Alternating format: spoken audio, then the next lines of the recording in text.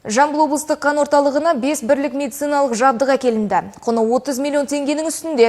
Жапония елшілігінің шөп тамыры жобасы аясында жүзеге асырылып отырған бұл бастама зертханалық үдерістердің сапасын арттырып, қызмет тиімділігін күшейтуге бағытталған. Әріптесім Ерихан Жәнібекұлы орталыққа барып, жаңа құрылғының мүмкіндіктерін көріп келді. Жалпы Жамбыл облыстық қан орталығы өңір тұрғындарының денсаулығын сақтауда стратегиялық маңызы бар мекеме ретінде тұрақтанып келеді. Қызмет сапасын арттыру, заманауи технологияларды енгізу және донорлық қозғалысты кеңейту бағытындағы жұмыстар жүйелі түрде жалғасын тауып отыр. Мәселен, былтыр ғана сатып алынған мына жабдық мыңдаған адамның өмірін сақтауда таптырмас құрал. 2025 жылы бізге бірқатар жабдықтар алынған болатын.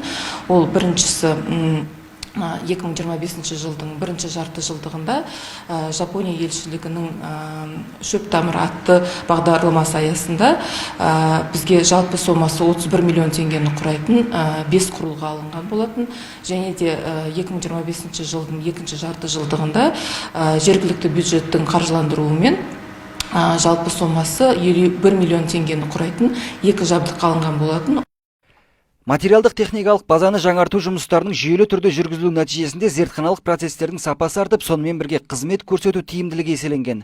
Орталыққа ерікті түрде тұрақты қан тапсыратын азаматтар да бар.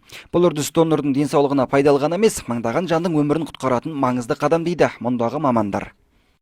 Адам бойында шамамен 5 литрға жуық қан болады, ал бұл орталық жылына 15 мың литр қанды өңдеп, бүкіл облысты қанмен қамтамасыз етіп отыр.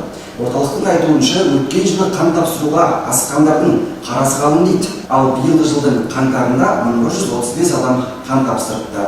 Қазіргі таңда орталықтың жұмысы жүйелі жүріп жатыр, жаңадан жабдықтар келіп, өз жұмысын алға қарай жандандыруда.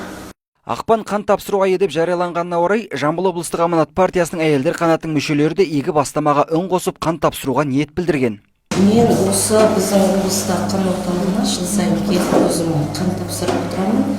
Мына осы 2026 жылы жылдың басында келіп осы қан тапсырып бір аз ғана болса да осы зару жандарға көмек болсын деген мақсатта қан тапсырып.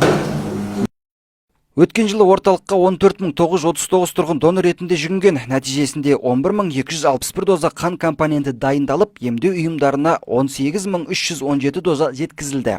Оның 17.629 дозасы науқастарға құйылып, 4.000-нан астам адамға қажетті трансфузиялық көмек көрсетіліпті. Ерихан Жәнібекұлы, Толжан Төлегенов, Айқын ақпарат.